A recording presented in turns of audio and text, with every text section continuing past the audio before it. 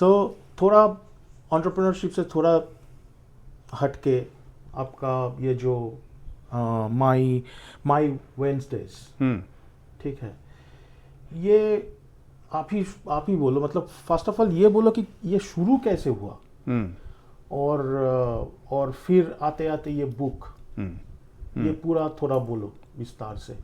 ठीक है। तो माई वेडनेसडेज मेरी एक किताब है ज़ाहिरा गौतम, जो 5 साल पहले मैंने लिखी थी, जो पब्लिश हुई। उस किताब को लिखने की वजह बहुत अलग थी। ये नहीं थी कि मुझे बहुत कुछ कहना है इसलिए मैं किताब लिख के लोगों को दे रहा हूँ, ये ऐसा कोई वजह नहीं थी। वजह ये थी कि मेरा एक दोस्त था, मेरा मेंटोर था एक्चुअली, सही मायने में वो मेरा मेंटोर था, कीथ। मेरे पहले कुछ कंपनियों में काफ़ी उसने साथ दिया, इन्वेस्ट भी किया, मेरे बोर्ड ऑफ डायरेक्टर्स में भी था, और अच्छा दोस्त था मेरा, और मुझसे उम्र में कुछ मेरे ख्याल से 10-15 साल बड़ा था। तो करीब 2005 या 6 की बात ही है कि मुझे लगा अंदर से कि मुझे कुछ I want to give back. I was very young, तो ऐसे कोई इतना कुछ था नहीं मेरे पास कि गिव बैक करो, लेकिन एक बहुत अंदर से और गिव बैक मनी के हिसाब से नहीं, गिव बैक इन सेवा, इन टाइम। और ऐसा भी नहीं था कि काफ़ी लोग करते हैं कि भाई किसी नॉट फॉर प्रॉफिट के बोर्ड पे जाके बैठ गए, वो नहीं था। गिव बैक ये करना था कि मुझे ग्रास रूट्स पे कुछ करने का दिल आ रहा था। और उसी समय इत्तेफाक से एक किताब मेरे हाथ लगी, जिसका नाम था the Tibetan book of living and dying, written by a Tibetan master called Sogyal Rinpoche. और ये मुझे उस समय पता नहीं था कि आगे जाकर के मैं उनके ही एक डिसाइपल इयन गॉलर के साथ अपना एक बिज़नेस शुरू करूँगा, जो कि आगे जाकर के हुआ। तो उस किताब में उन्होंने अपने तिब्बती ट्रेडिशंस के बारे में लिखा था, जो कि बुद्धिज़्म जो बुद्ध ने सिखाया था उससे थोड़ा सा अलग है, लेकिन उनका अपना ही एक एक बड़ा अच्छा फिलोसॉफिकल सेट उनका है। और उसमें उनका मानना है कि the point of death is the most important point in life, because that is when with the right training and the right awareness, if you die with awareness, you will attain nirvana, you will cut the cycle of rebirths and deaths. ये उनका मानना है। तो वो सारी ज़िंदगी इसी बात की ट्रेनिंग करते रहते हैं कि how do I die with awareness. और फिर सोग्याल रिम्पोचे ने उसी में किताब में एक प्रोवोकेटिव सवाल लिखा था कि so therefore if you want to give, want to be of use to someone, what better can you do than to be present and help that person during their time of death. So sometimes some words really strike you with the force of thunder. तो वो मेरे साथ उसको पढ़ते ही मुझे बिजली चौंकी कि मैं जो सोच रहा हूँ करने की, यही मुझे करना है। और इत्तेफाक देखो गौतम कि बिज़नेस में उसी समय के, मतलब I think just following that, हमारा जो एक हेल्थ केयर में सॉफ्टवेयर हमारा था, तो एक उसकी नई डिमांड आनी शुरू हुई एक सेक्टर से, palliative care sector, which is care for people who are terminally ill and who are dying. मैंने कहा ये भाई तो बड़ी मज़ेदार बात है कि अभी पढ़ा और अभी ये हकीकत सामने आ गई। और जिस जो ऑर्गेनाइजेशन हमारा उसमें पहला क्लाइंट बना, तो हमने एक डाटाबेस बनाया, एक सिस्टम बनाया जिससे वो तुम सोचो ना कि पहले क्या होता था कि वो हर पेशेंट की एक फ़ाइल होती थी और वो फाइल उनके ऑफिस में रहती थी। तो जो भी पेशेंट को देखने जा रहा है घर पे, और नर्स जा रही है, कभी कोई और जा रहा है, वो फाइल लेकर के जा रहा है, फिर फाइल लेके आ रहा है, उसमें नोट्स लिख रहा है वो सारा उनका चल रहा था। उनकी शायद 50-60 नर्सेस थी उस समय, तो ये सब चल रहा था। तो हमने कहा कि भाई इसको हम इलेक्ट्रॉनिक कर देते हैं आपको। तो वही हमारा सॉफ्टवेयर वही बना, पैलकेयर नाम से। और मुझे बड़ी खुशी है गौतम कि आज ऑस्ट्रेलिया और न्यूजीलैंड की लगभग सारी पैलिएटिव केयर एजेंसीज वही सॉफ्टवेयर यूज़ कर रही हैं। तो जितने लोग उस फेज़ ऑफ लाइफ में हैं, उनका इंफॉर्मेशन मैनेजमेंट तो हमारे सॉफ्टवेयर से हो रहा है तो इतना तो है। लेकिन फिर मुझे पता चला कि उसी ऑर्गेनाइजेशन में एक वॉलंटियरिंग प्रोग्राम भी है। तो मैंने उसमें पता क्यों चला, क्योंकि उसका सॉफ्टवेयर का डेवलपमेंट में एक स्पेक आया था कि भाई वॉलंटियर्स के लिए एक मॉड्यूल बनाना है। मैंने कहा अच्छा ये भी है तो तो फिर मैंने अलग से वो उसी वॉलंटियर प्रोग्राम के लिए अप्लाई किया, और वो एप्लीकेशन मुझे लगा कि मतलब रेड कारपेट बिछेगी, भाई आइए भाई करिए, तो ऐसा कुछ था नहीं उन्होंने बड़ी अड़चनें डाली वो अलग से कहानी है। लेकिन फाइनली मुझे उन्होंने स्वीकार कर लिया कि हाँ भाई हम आपको ट्रेन करेंगे। फिर तो ये 2007 की बात है। ठीक। सो अब हो गए 18 साल। 18 साल से यही सिलसिला चला आ रहा है कि मुझे एक क्लाइंट के साथ एसोसिएट किया जाता है। मैं उनके साथ हर वेडनेसडे को कुछ चंद घंटे उनके साथ मैं बैठता हूँ। जो भी कभी बाहर निकल गए, अगर कभी कॉफ़ी के लिए निकल गए, उनकी अभी एक पिछले कुछ 5-6 साल से ऑफरिंग है बायोग्राफीज़ लिखने की, तो वो भी कर रहे हैं। तो मैं वापस जो बता रहा हूँ किताब के बारे में, तो जब मैंने 2007 में ये काम शुरू किया तो ये 2010-11 के आसपास कीथ ने एक बार, हम लोग, मुझे अच्छी तरह से याद है। So that time it was just like going there and spend some time with them, that's it. हाँ, ऐसे ही थोड़ा गप्पे वप्पे करके टाइम पास करके आ जाओ। हाँ, अच्छा, ओके। हाँ, थोड़ा उसके लिए मतलब थोड़ी कड़े जिगर की ज़रूरत पड़ती है, क्योंकि जो माहौल है वहाँ पर, Yes. वो माहौल को if you let it affect you, it will affect you. Yes. तो training is about that, to Yeah. to not be affected by the pathos of what you're seeing. Yeah. तो जी तो कीथ जो है वो मुझे याद है, हम लोग ब्रिस्बेन से मेलबर्न लौट रहे थे, तो 2 घंटे की हमारी फ़्लाइट थी, दोनों साथ में थे। तो मुझे बार बार पूछ रहे थे, कर क्या रहे हो तुम, ये क्या है? तो जो मैंने अभी आपको बताया वही सब मैंने कीथ को बताया। तो कीथ वाज अ मार्केटिंग गुरु। तो कीथ कहते हैं what, there's a book in this, there's a book in this, कहते हैं I've always wanted to write a book. So I think when I slow down with my work, I'll sit down with you, I'll interview you, and I'll write this book about your experiences with these people that you've met. मैंने हंस दिया, मैंने कहा ठीक है होगा कभी। भाई साहब 2017 की बात है कि अचानक खबर आई कि कीथ रहे नहीं। Keith was no more, and it was shocking, and I was sitting there the day before his funeral, और अचानक वही सेम दैट एक बिजली कौन थी कि my goodness, I have to write this book now. जो वो करना, उसको करने की इच्छा थी, वो तो रहा नहीं, वो तो क्या होगा उसका। तो मैं, गौतम, सच मानो कि उसी इरादे से मैंने किताब लिखी, और कोई मेरा इरादा नहीं था कि भाई जो किसी की एक इच्छा जाहिर हुई है वो इच्छा पूरी हो जाए, और कोई मेरा उसमें कोई और मैंने अपनी वाइफ शिवानी से भी कहा था, शिवानी इसको मैं एक बिज़नेस वेंचर के हिसाब से नहीं देख रहा हूँ। मैं कभी कुछ नहीं सोचूंगा कि इसका प्रमोशन कैसे करना है, क्यों करना है, क्यों नहीं करना है। जो इसकी किस्मत में होगा वो मुझे मंजूर है। अगर एक भी भले आदमी ने उसको बैठ के पढ़ लिया, उसको कुछ उसका असर हुआ, तो मैं उसी में खुश हूँ, और वैसा ही रहा है।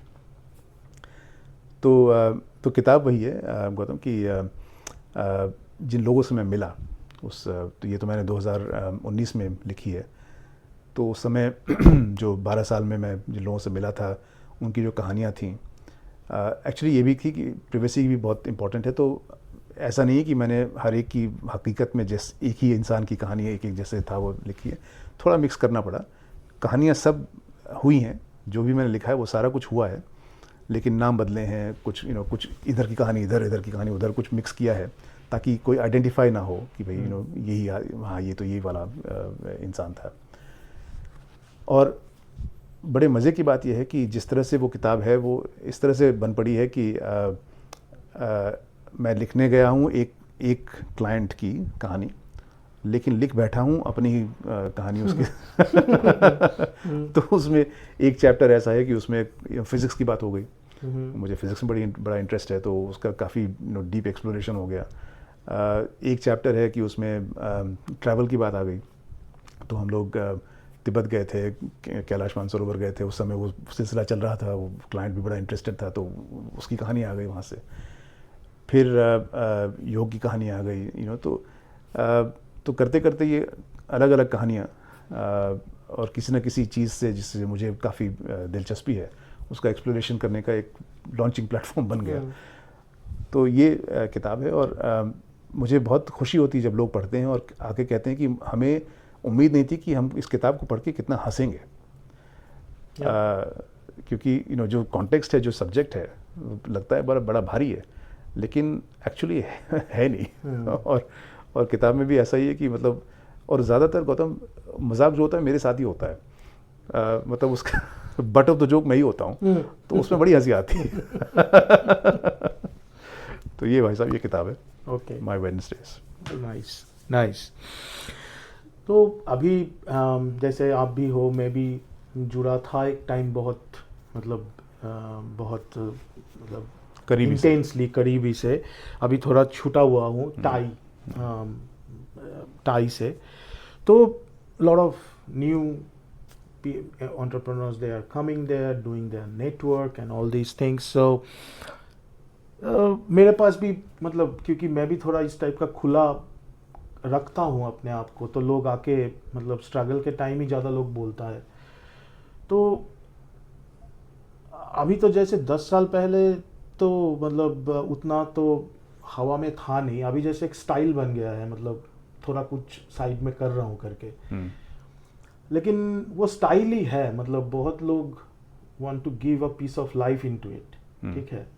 आइदर मतलब वही थोड़ा लेंस भी शायद डिफरेंट है, मतलब बिजनेस करना है तो पैसा, बिजनेस करूँगा पैसा कमाऊँगा, इजी है। And definitely they are failing, and they are not getting to the crux of it, और they are not getting the answer of it and all these things. मैंने जिन जिन लोगों से ऐसे बात किया है, आई फाइंड लाइक पर्पस में थोड़ा दम नहीं है उतना। मतलब बाकी लोग कर रहे हैं, मेरे को भी करना है, उसी मतलब उसी भर्रे में आ गए हैं, ठीक है। अभी वो क्यों कर रहा है, उसमें उसका रुचि है, रुचि नहीं है, या जैसे मतलब ह्यूमैनिटीज का स्टूडेंट था, साइंस पढ़ लिया इसीलिए वो कर रहा है। So how these new people who wants to come to this entrepreneurship journey, they find a real purpose and align their values with their purpose and their venture. Yeah, good question, Gautam. क्योंकि मैं तो मतलब, खैर आपको आप बोलोगे तो success failure different है, मतलब देखने का नज़रिया ही डिफरेंट है, लेकिन हाँ मतलब आप अगर अच्छे मतलब एंजॉय नहीं कर रहे हो, if you don't have that joy in it, तब तो आप मतलब लगे नहीं रह पाओगे day in day out. And I think there's good research evidence for that as well. Yes.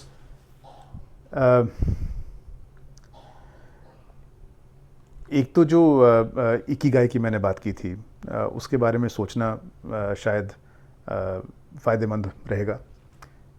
वो 4 चीज़ें याद करो कि ऐसा कौन सा हुनर है जो मुझ में है, जो और लोगों से बेहतर है। ऐसा कौन सी चीज़ है, कौन सा हुनर है जिसमें मुझे दिलचस्पी है। ऐसी कौन सी चीज़ है जिसकी दुनिया की ज़रूरत है, दुनिया को ज़रूरत है। और ऐसी कौन सी चीज़ है जिससे मुझे पैसे मिलने की गुंजाइश है। तो ये चार चीज़ें जहाँ मिल रही हैं, वो तुम्हारा स्वीट स्पॉट है। तो जो करना है वो उसको देख करके करो, उसको समझ करके करो। कभी कभार एक इंट्यूटिव अंडरस्टैंडिंग हो जाती है, कभी कभार एक इंट्यूशन लगता है कि हाँ ये है, ये चलेगा, ये है। अब गौतम, मैं सच पूछूं तो तुमने भी बहुत कुछ किया है, तुमने कितना कुछ आजमाया है। ये जो चीज़ अभी हो रही है, तुम देखो इन चारों चीज़ों को, तो इन चारों चीज़ों को ये this is ticking all 4 boxes for you. जो कि पहले की चीज़ें शायद करती हों, ना करती हों, पता नहीं। कभी ऐसा हो कि हाँ मेरा हुनर है लेकिन दुनिया को ज़रूरत नहीं है। कभी ऐसा हो कि मैं कुछ कर रहा हूँ, मेरा हुनर तो है लेकिन औरों के मुकाबले में मैं औसत ही हूँ, तो not the best of me. तो एनालाइज करो तो फिर शायद हर चीज़ में दिख जाए कि हाँ भाई, out of 4 how strongly was I aligned with each 4। तो फ़िलहाल तो मैं उतना ही कहूँगा। उसके अलावा एक चीज़ है कि भाई कीड़ा है तो लगाओ यू नो, और आजमा के देख लो, try to mitigate the risk, और यू नो अल्टीमेटली कुछ करो, तुमको फीडबैक मिलेगा सीधे। अच्छा बन रहा है तो चल पड़ो, नहीं बन रहा है कुछ और करो, है ना। तो अल्टीमेटली वही मैंने कहा ना, मेंटोरिंग के हिसाब से गौतम, कि एज अ मेंटोर मैं कभी किसी से ये नहीं कभी नहीं कहूँगा और ना कभी कहा है कि ये चीज़ सही है या ये चीज़ गलत है। मैं इतना ही कह सकता हूँ कि अगर इस चीज़ को तुमको आगे बढ़ाना है तो मेरे हिसाब से ये 1 2 3 करना है तुमको, और यू नो 3 4 5 इन लोगों से मिलाना है तो चलो मैं मिला देता हूँ। मैं भैया उतना कर सकता हूँ, आगे फिर यू नो आपकी किस्मत। अच्छा, ये मैंने पहले पूछना चाहिए था, मैं भूल गया। Because of your business nature of your ventures and you know your experience, you have some serious stats on meditation and uska benefit. From a like a fit and fine person से एकदम मतलब tomorrow they can die, that level तक। Sure. वो थोड़ा statistics जो आपके पास है जो वो थोड़ा शेयर करो। ठीक है। देखो गौतम, ऐसा है कि ये तो हम सबको पता है कि तुमको याद होगा, हमने इंडिया में तुम भी पढ़े हो, मैं भी पढ़ा हूँ, 10th तक तो मैं पढ़ा ही हूँ। तो 10th में ICSE हिस्ट्री में जो इंडस वैली सिविलाइजेशन के बारे में हम पढ़ते थे, तो उसमें मुझे उस समय तो कभी किताबें भी हमारे समय में मोस्टली ब्लैक एंड वाइट ही होती थी, कभी कभार कोई कलर पिक्चर आ जाती थी। तो उसमें मुझे एक पिक्चर याद है, एक जो शिव बैठे हैं, एक सील थी वहाँ पे, एक्सकेवेशन से मिली है हड़प्पा में। तो उसमें शिव बैठे हैं, यू नो, एज एन आदि योगी, उसी मेडिटेशन की मुद्रा में। तो भाई साहब 5000 साल पहले ये बात थी, यू नो, 5000 साल पहले, मतलब बिल्कुल स्पष्ट। एक्चुअली वो सील मैंने देखी, पता है गौतम, एक मैं जब जापान में था तो एक एग्जीबिशन आया था, वो पाकिस्तानी गवर्नमेंट का कोई एग्जीबिशन था कोबे में। तो उसमें मैं गया तो मुझे इतना अच्छा लगा वो देख करके, मतलब जो चीज़ मैंने यू नो बस अपने जिसकी सिर्फ तस्वीर कभी देखी थी, वो सामने दिख रही है, एकदम वही चीज़। बहुत रोमांचक था। तो कहने का मतलब ये है कि कम से कम अगर सिर्फ वही देख के चलो तो 5000 साल का हमारा ह्यूमन एक्सपीरियंस है मेडिटेशन को लेकर के। ये बात अलग है कि अब वेद को तुम यू नो अगर डेट करने जाओ तो फिर मतलब कोई कहाँ पे, कोई कहता है 5000, कोई कहता है 3000 साल पुराना है, कोई कहता है 20000 साल पुराना है ना, और दोनों बड़ा अच्छा एविडेंस दे रहे हैं। तो मुझे मालूम नहीं कौन सा सही है, लेकिन हज़ारों साल तो है ही, है ना। तो कोई ऐसी चीज़ है जो कि इतने हज़ारों साल से जिसका बेनिफिट रहा है, लोगों को मिला है, और वो प्रैक्टिस करते आ रहे हैं, तो भाई कुछ तो है उसमें ना। अब ठीक है, पिछले 200-300 सालों से हमारा यू नो एक यूरोसेंट्रिक जो थिंकिंग हमारी हुई है, you know post enlightenment and so on, and you know the emerge really dominance of Europe and US को मैं साथ में उसको गिन रहा हूँ, US is an extension of old Europe. तो उस थिंकिंग में थोड़ा सा ये एलिमेंट आ नहीं पाया। किस वजह से नहीं आया मैं कह नहीं सकता, maybe it was too externally focused, तो वो एलिमेंट नहीं आ पाया। तो हमको अभी मतलब एक बड़ी विडंबना है कि हमको इस चीज़ को देख करके यू नो हमको जस्टिफाई करना पड़ता है, या ताज्जुब होता है लोगों को कि हाँ ये भी चीज़ है। भाई ये सबसे नेचुरल चीज़ है, ये आपके यू नो दादा परदादा दादी परदादियों को सबको पता था, ये हम ही को नहीं पता है। तो चलो एक बार किसी ने कहा कि चलो करके देखते हैं। अब क्या हुआ कि पिछले 1960s के आसपास वेस्टर्न कॉन्शियसनेस में मेडिटेशन आना शुरू हुआ। ये भी कहना थोड़ा सा मतलब हमको विवेकानंद का भी पता भी है, यू नो योगानंद जी का भी पता है कि जाकर के उन्होंने कितना कुछ किया काम, लेकिन मेन स्ट्रीम में थोड़ा सा आना उसका रिसर्च के हिसाब से, खास करके रिसर्च के हिसाब से यू नो 1960s-70s में कुछ रिसर्च करना लोगों ने शुरू किया कि इसका क्या फ़ायदा क्या हो रहा है। और जो रिसर्च किया वो थोड़ा मतलब I think the quality was not great, sporadic, you know कुछ इधर कुछ आया, कुछ उधर कुछ आया। वो रिसर्च अब काफ़ी अच्छे से, काफ़ी मेथोडिकल, काफ़ी रिगरस वो अब हो रहा है। और जो और बात ये गौतम कि मैं एक क्या कोई चीज़ गिनूँ, मतलब मैं मतलब गिनती के तो गिनती में समा ही नहीं सकता कि इतना अब रिसर्च है। This such an overwhelming body of evidence कि हेल्थ एंड वेलबींग तो मतलब कहीं से भी नहीं, कि बिल्कुल उसमें तो कोई ऐसी स्टडी नहीं है जिसमें कि ये एस्टैब्लिश नहीं हो रहा है कि, और ये जो मैंने बताया ना 309 अलग अलग तरह के मेडिटेशन। हाँ, ये चीज़ ज़रूरी है कि अभी क्या हुआ है कि एक ऑलमोस्ट एक कैच ऑल फ्रेज बन के हो गया कि मेडिटेशन इज़ गुड। यप। है ना भाई, कौन सा मेडिटेशन, कितना मेडिटेशन। तो कोई कह रहा है ना कि भाई कोई भी तुमको बीमारी एंटीबायोटिक खाओ, अगर ये कोई कहे तुमसे तो कोई कौन सा एंटीबायोटिक, कितना डोसेज। तो अब रिसर्च में ये बारीकी आ रही है कि कौन सा, किस चीज़ के लिए कौन सी प्रैक्टिस बेहतर है, कितनी प्रैक्टिस की जाए, कहाँ से सीखा जाए, तो उसकी बारीकियाँ अब आ रही हैं। इसलिए मैं कह रहा हूँ कि वो रिसर्च जो पहले था वो थोड़ा कैच ऑल था, और तो उसमें स्पेसिफिसिटी उतनी नहीं थी, तो वो स्पेसिफिसिटी अब आ रही है। तो मैं एक वेबसाइट आपको बता सकता हूँ, alleviate.net। तो उसमें एक रिसर्च का हमारी एक एफर्ट है, तो उसमें एक पूरा रिसर्च का कंपाइलेशन है हेल्थ और वेलबींग के लिए, कि चाहे वो डिजीज़ के हिसाब से हो, from anything from cancer to multiple sclerosis to Parkinson's to diabetes to mental health, कि उसमें क्या क्या, what is the best evidence there is out there for what kind of practice is useful. तो practices अलग अलग तरह की। तो मेडिटेशन एक माइंडफुलनेस आपने सुना है नाम, वो अलग चीज़ है, ठीक है, वो भी एक मेडिटेशन का एक, मैंने बताया 309 को उसने 7 कैटेगरीज में कैटेगराइज किया। उसमें क्या क्या है, तो उसमें माइंडफुलनेस एक है, एक है बॉडी सेंटर्ड प्रैक्टिसेस की ब्रेथ, एक हमारे इसमें हम करते हैं कि to tense and relax muscles in progression, तो you are using the body in a very particular way, है ना, तो वो भी एक कैटेगरी है।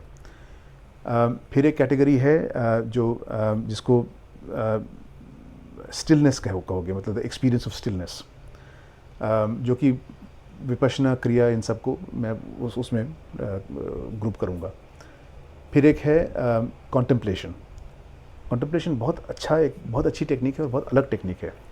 कॉन्टेम्पलेशन टेक्निक है कि कोई चीज़ मैं माइंड को एक्टिवली यूज़ कर रहा हूँ, मतलब it's a methodical way of thinking about something. एक बड़ा अच्छा कॉन्टेम्पलेटिव चीज़ है कि मान लो कोई आपको 2 ऑप्शंस हैं, आपको समझ में नहीं आ रहा मैं इन दोनों में से क्या चुनूँ। Could be a career choice, could be a choice of life partner, could be whatever, right. तो कॉन्टेम्पलेशन का एक बहुत अच्छा टेक्निक है कि आप ये मान लीजिए कि मैंने ये चुन लिया, what does my body feel like. अगर मैं ये मान लूँ, मैं अपना लूँ, हाँ मैंने ये चुन लिया, now what is my body feeling like. Okay, अब उससे उभर के आओ, अब दूसरा को चुनो, उसको चुनो, what is my body feeling like. Body is giving signals कि व्हाट इज़ बेस्ट, ठीक है। तो वो एक वन ऑफ द बहुत सारे कॉन्टेम्पलेटिव टेक्निक्स हैं, वो एक चीज़ है। फिर एक चीज़ है विजुअलाइजेशन, वो अलग तरह का टेक्निक है कि किसी चीज़ को विजुअलाइज करो, तो काफ़ी जो एक इंडस्ट्री है अपनी मैनिफेस्टेशन वाली, वो सब चीज़ें वो विजुअलाइजेशन वाली हैं।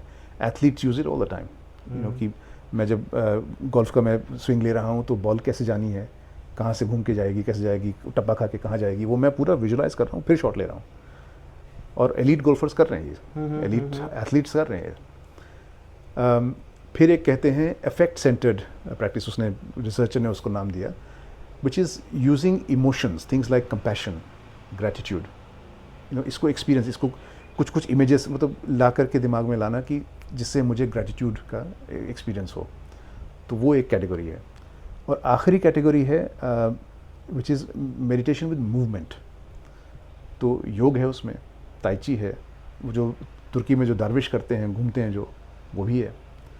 तो ये देखो कि 7 अलग अलग तरह के उसने 309 कॉन्टेम्पलेटिव प्रैक्टिसेस को 7 कैटेगरीज में दिखाया है। है ना, ये 7 कैटेगरीज हैं जो मैंने अभी गिने।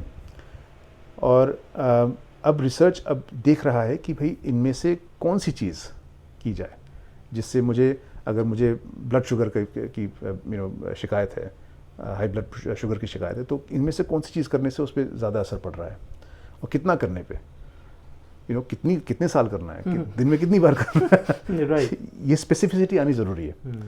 तो मैं अभी ये कहूँगा रिसर्च का है कि मतलब I am not going to go into specific numbers because वो इतना ज़्यादा है अभी कि वो मतलब मैं तुमको रेफरेंसेस गिनाने जाऊँ गौतम, हमारे वेबसाइट पे ही शायद 300 तो रेफरेंसेस हमारे वेबसाइट पे हैं, इसमें alleviate.net जो मैंने बताया, ALLEVI and the number 8 by the way, alleviate.net। I will put that in the description। हाँ, तो उसमें रेफरेंसेस ही तुम गिनो, रिसर्च रेफरेंसेस सैकड़ों हैं, और उसमें कुछ में मेटा एनालिसिस है, कुछ किसी ने 28 अलग अलग स्टडीज़ को समराइज़ किया है, किसी ने 50 अलग स्टडी, तो वो तो tens of thousands of studies हैं।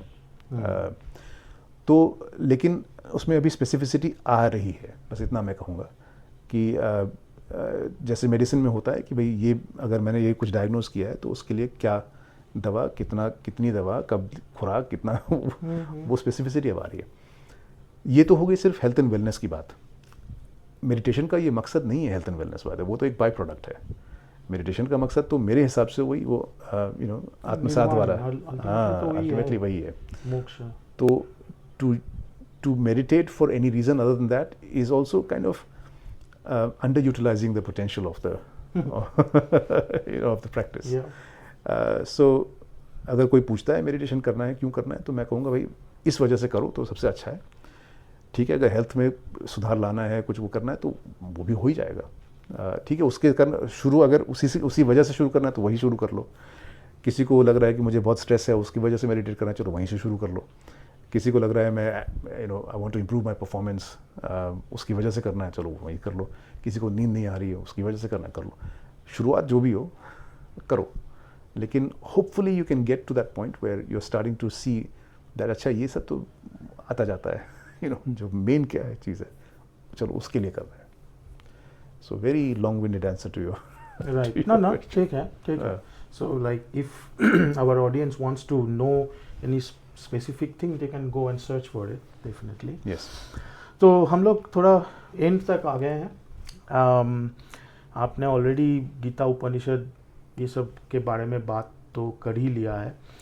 You are a very like extensive reader, ठीक है, आप बहुत सारे चीज़ें पढ़ते रहते हो।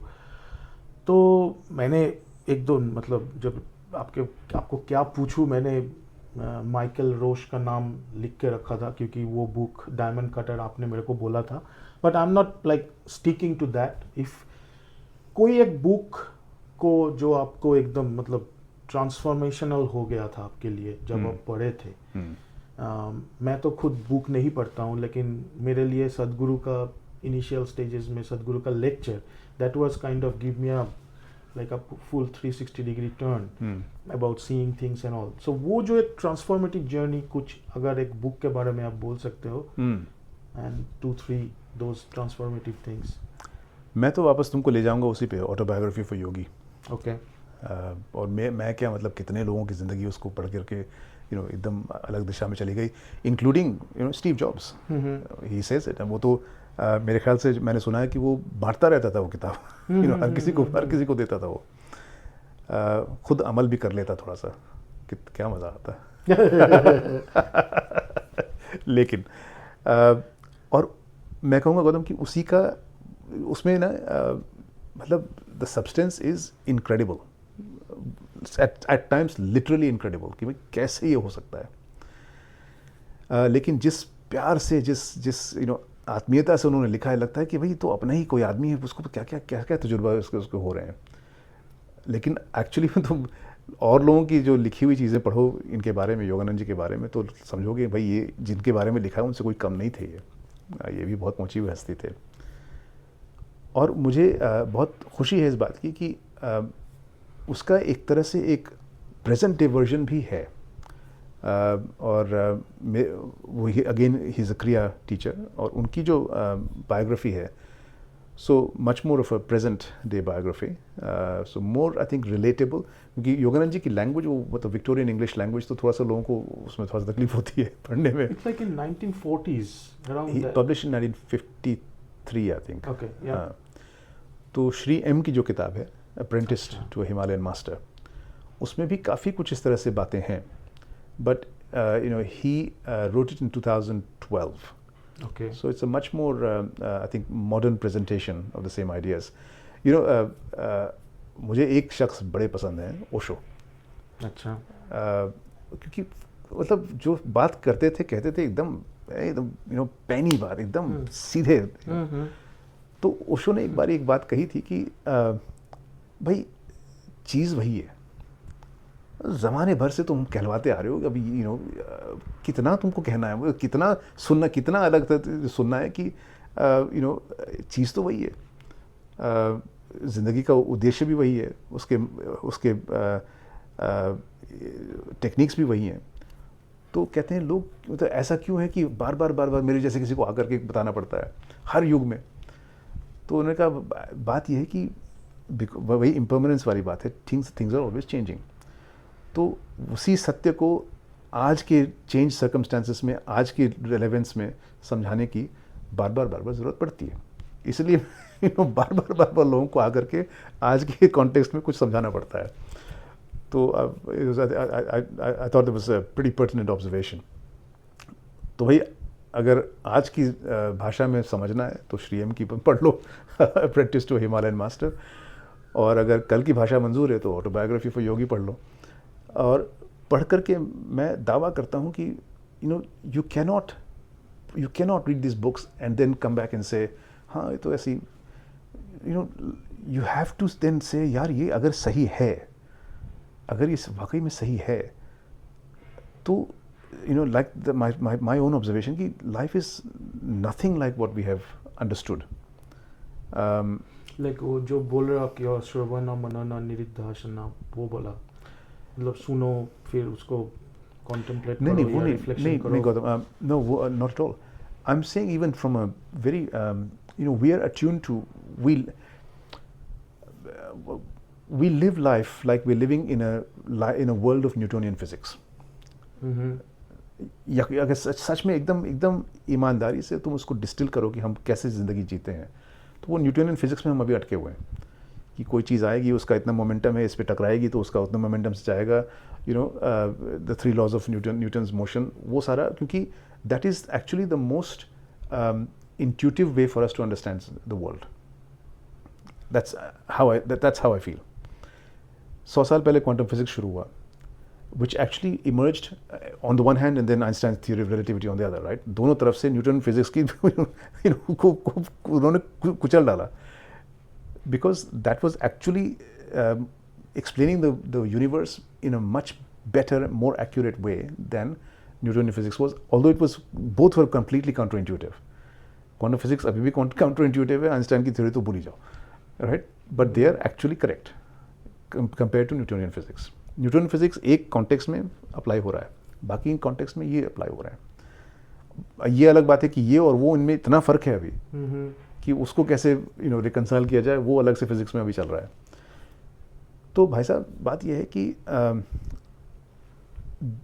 हम एक हकीकत, एक फ्रेमवर्क को लेकर के हकीकत को मान के चल रहे हैं कि ये यू नो न्यूटन फिजिक्स वाला जो बड़ा सिंपलिस्टिक एक फ्रेमवर्क है, लेकिन है दुनिया ये यहाँ पर वहाँ पर. सो the question is really कि if you embrace you know that Einsteinian relativistic / you know quantum ideas, तो जो भी योगियों ने लिखा है, जो बोला है, जो भी श्री एम ने लिखा है, जो भी परमहंस योगानंद जी ने लिखा है, वो सारा उस पर कंसिस्टेंट है ना. तो I think that is a far more interesting way of seeing the world. And I think if I try and map those things, those conscious entrepreneurship जो ideas मैंने बताए थे, impermanence, you know, interdependence, these laws of cause and effect, and the idea of you know non-duality. So these are actually ideas that are that I think fit nicely in that in the more nuanced you know way of seeing the world, but they're not intuitive. They're not intuitive. So my recommendation is only for that reason, that to have that experience of saying, well, maybe this you know so-called intuitive way of intuitive meaning matlab the hardwired way of seeing things is the only way of seeing things is not correct. maybe there are subtler ways of doing things and seeing things. That's the reason. Right, okay.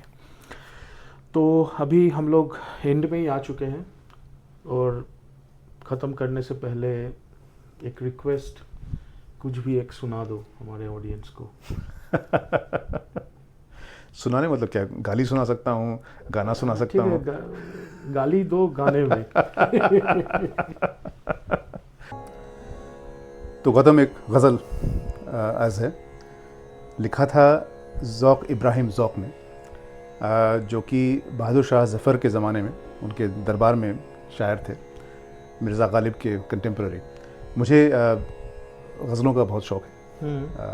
Classical music background है, तो वो तो काफ़ी कुछ उसमें काफ़ी formats हैं, गज़ल भी एक फॉर्मेट है. तो बड़ी प्यारी उन्होंने गज़ल लिखी, लाई हयात आए. हयात मतलब क्रिएशन, कि हमको किसी ने बना दिया, हम आ गए. लाई हयात आए, क़ज़ा ले चली चले, कि क़ज़ा इज़ मौत, कि मतलब ऐसे ही आ गए जो मौत ले चली, जो चल पड़े. लाई हयात आए, क़ज़ा ले चली चले, अपनी खुशी ना आए, ना अपनी खुशी चले. तो लगभग हम सबका वही परिस्थिति है. लेकिन अब उसमें ये क्या कहते हैं इब्राहिम ज़ौक़, कि बेहतर तो है यही कि ना दुनिया से दिल लगे, पर क्या करें जो काम न बेदिल लगी चले. और दुनिया ने किसका राह फना में दिया है साथ. राह फना वही चीज़ है जो हम एंटरप्रेन्योरशिप की बात कर रहे थे, कि एक जुनून है. फना इज़ मतलब मैडनेस, कि किसने इसमें साथ दिया है ना. तुम भी चले चलो यूं ही जब तक चली चले. अकेले ही चल पड़े हो तो ठीक है, जहाँ तक चल पड़े हो चलो. जाते हवाए शौक़ में है इस चमन से ज़ौक़. मतलब ज़ौक़ अपने लिए कह रहे हैं कि हम तो इस जब जाएंगे तो ऐसे जाएंगे, अपनी बला से बादे सबा अब कभी चले, जो होता रहे होना रहे. तो ये इस गज़ल का मतलब है, और लंबी है, लेकिन ये 3 शेर बस मैं अर्ज़ करता हूँ. इसे बेगम अख्तर ने बहुत खूबी से गाया है, तो उन्हीं के अंदाज में मैं इसको गा रहा हूँ. लाई हयात आए, लाई हयात आए, क़ज़ा ले चली चले. लाई हयात आए, क़ज़ा ले चली चले, अपनी खुशी ना आए, न अपनी खुशी चले. लाई हयात आए.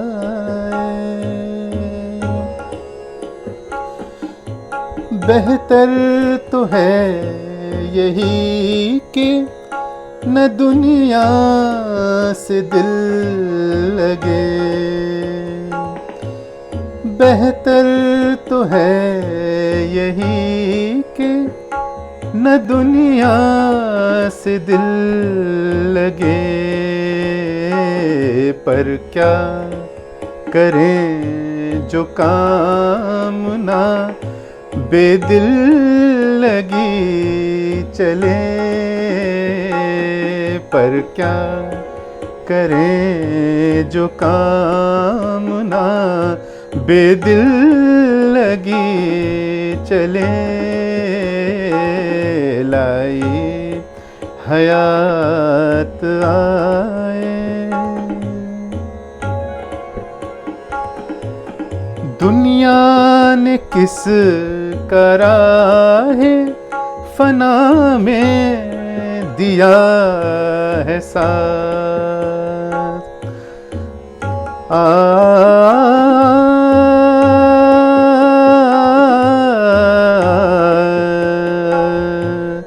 दुनिया ने किस कराहे फना में दिया है साथ, तुम भी चले चलो यूं ही, तुम भी चले चलो यूं ही, जब तक चले चले,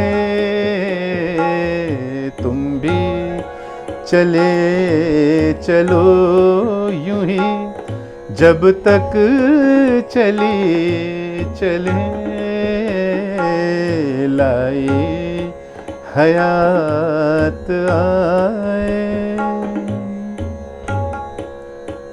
आखिर का शेर, जाते हवाए शौक में है इस चमन से ज़ौक़, जाते हवाए शौक में है इस चमन से ज़ौक़, अपनी बला से बादे सबा, अपनी बला से बादे सबा, अब कभी चले, लाई हयात आए, कज़ा ले चली चले, अपनी खुशी न आए, न अपनी खुशी चले, लाई हयात आए। Wow, very nice. तो इसके साथ हम ये पॉडकास्ट यहीं पे समाप्त करते हैं। So as you know, if you want to live your life in your own terms, recharge your energy, this is the right place for you. This is URL Unzip, Reboot and Leave podcast. Thank you, Saurabh Ji, Saurabh Mishra. Thank you, sir. Pleasure. For your time. Thank you, brother.